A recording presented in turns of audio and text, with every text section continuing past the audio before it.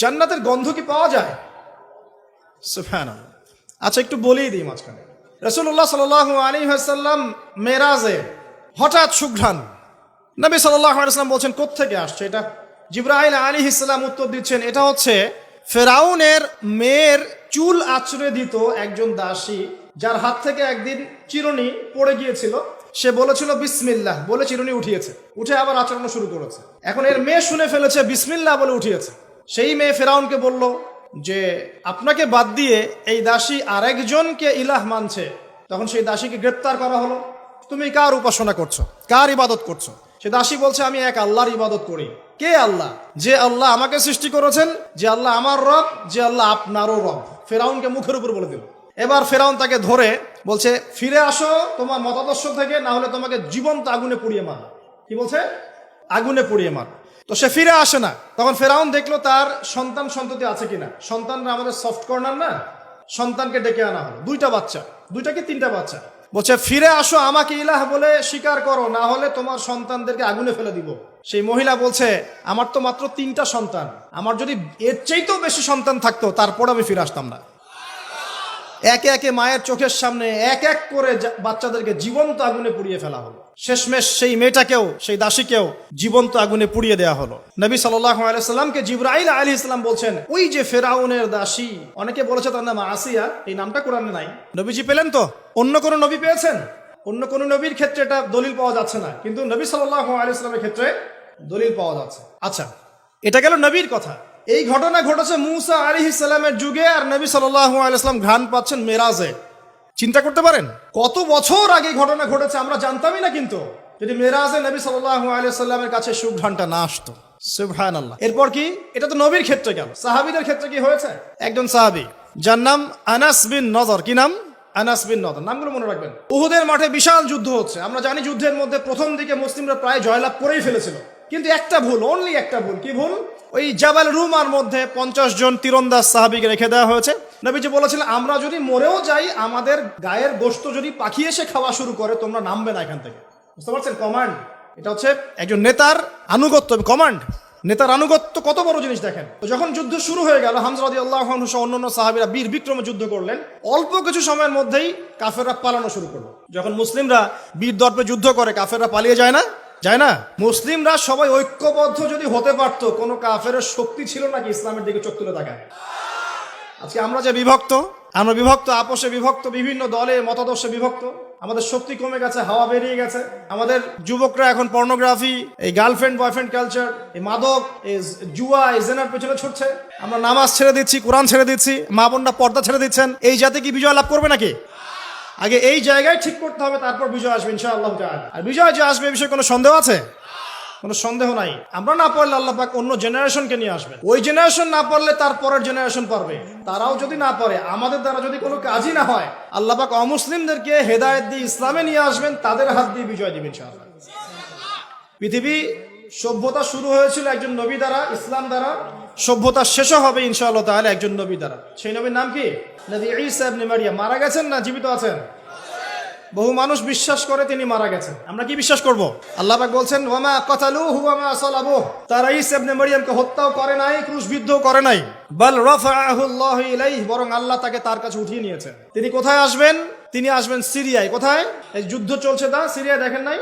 আর এখানে লক্ষ লক্ষ মানুষকে মারা হয়েছে, মা বোনদের ইজ্জত নেওয়া হয়েছে, বাচ্চাদেরকে হত্যা করা হয়েছে। এগুলো ইস্যু নিয়ে একটা টুশব্দ করার মতো সৎসাহস হয় নাই। যে ইস্যুগুলো নিয়ে কথা বললে কোনো বাধা বিপত্তি আসে না, সেগুলো নিয়ে ফেসবুক গরম করতে খুব ভালো লাগে। কথা বোঝেন নাই? এই যে কয়েকদিন আগে যে হ্যালোইন একটা উৎসব হয়ে গেছে না, আরবদের নাকের ডগে আরবরাও করেছে না, একটা টুশব্দ করার সাহস হয়নি। টুশব্দ করলে সমস্যা, সাপোর্টটা কমে যাবে। তো তারপরে 2013 থেকে 22 পর্যন্ত ইয়েমেনের প্রায় 3.5 লক্ষ মানুষকে হত্যা করা হয়েছে, যার মধ্যে 60% হচ্ছে শিশু। এই ইস্যু নিয়ে একটা কথা বলার মতো সাহস ঘোমটার হয়নি। আর কি অসংখ্য ইস্যু আছে পুরো মুসলিম বিশ্বে, যেখানে তাকাবেন সত্যিকারের মুসলিমরা আজকে নির্যাতিত, নিপীড়িত। অর্থনৈতিক ভাবে হোক, সামাজিক ভাবে হোক, আপনার পারিবারিক ভাবে হোক, ধর্মীয় ভাবে হোক, বিভিন্ন ভাবে তাদেরকে হ্যারাস করা হয়েছে। এই মাজলুমদের পক্ষে কথা বলার মতো সৎসাহস হয়নি। কোন ইস্যুগুলো নিয়ে কথা বলতে পছন্দ হয়? ছোটখাটো যেগুলো নিয়ে কথা বললে খুব মজা পাওয়া যায়, 2-4 লাইন কমেন্ট করা যায়, কাউকে অপদস্থ করা যায়, কারো ইজ্জত ধুয়ে দেওয়া যায়। বাস্তবতা কি জানেন? বাস্তবতা হচ্ছে আল্লাহ রাব্বুল আলামিন যখন কাউকে কবুল করে নেন, সারা দুনিয়া মিলেও তার কোনো ক্ষতি করতে পারে না। আরেকটা বড় কথা বলি, মানুষের একটা কথা আছে যে স্পিরিচুয়াল প্রেজেন্স, মানে আধ্যাত্মিক উপস্থিতি বলে একটা কথা আছে। মানুষের ব্যক্তিগত প্রেজেন্সের চাইতে স্পিরিচুয়াল প্রেজেন্সটা অনেক বেশি ইম্পর্টেন্ট। কিভাবে বুঝাচ্ছি? ইব্রাহিম আলাইহিস সালাম কিন্তু বেঁচে নাই, বেঁচে আছেন, কিন্তু তার আদর্শ কিন্তু এখনো জীবিত আছে। নবী মুহাম্মদ সাল্লাল্লাহু আলাইহি ওয়াসাল্লাম বেঁচে আছেন, অবশ্যই তারা কবরে জীবিত, অবশ্যই সেটা অন্য ইস্যু। আমি পৃথিবীর কথা বলছি। নবী সাল্লাল্লাহু আলাইহি ওয়াসাল্লাম কি আমাদের মধ্যে আছেন? মানে আমাদের মধ্যে কি বেঁচে আছেন?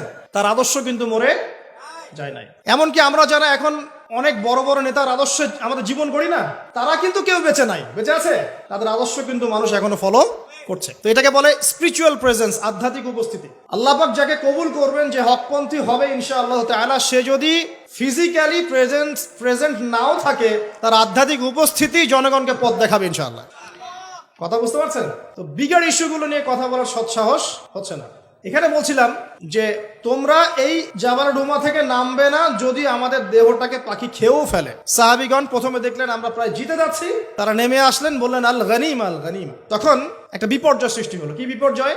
খালিদ বিন ওয়ালিদ রাদিয়াল্লাহু আনহু 50 জন ঘোড়সাওয়ারকে নিয়ে পিছন থেকে এই সুযোগে আক্রমণ করলেন। পিছন থেকে আক্রমণ হলো, আর আবু সুফিয়ানের বাহিনী যারা পালিয়ে যাচ্ছিল এরা আবার ইউটার্ন করলো। এই দুই চাপে পিষ্ট হয়ে উহুদের মাঠে সাহাবায়ে কেরাম রাদিয়াল্লাহু আনহুদের মধ্যে প্রায় 70 জন বড় বড় সাহাবী শহীদ হয়ে গেলেন। কতজন?